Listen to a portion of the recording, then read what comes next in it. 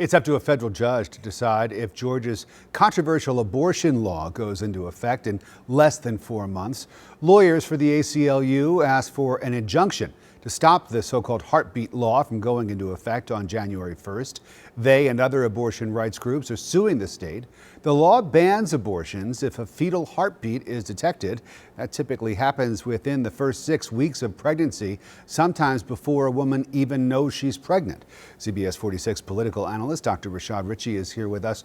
His take on the law and the challenges surrounding it. And Rashad, there is a lot at stake for Georgia if this Heartbeat law takes effect on New Year's Day, right?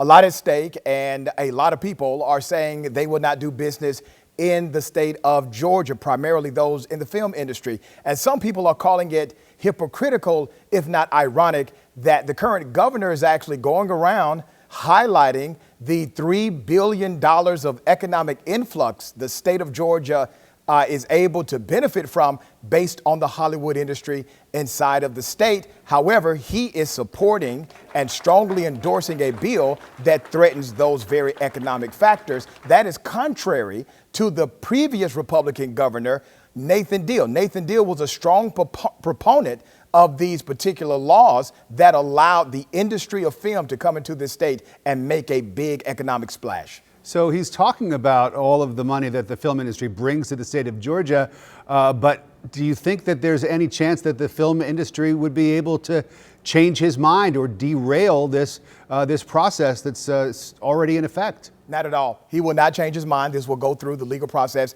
as I predicted many months ago. But here's what you have.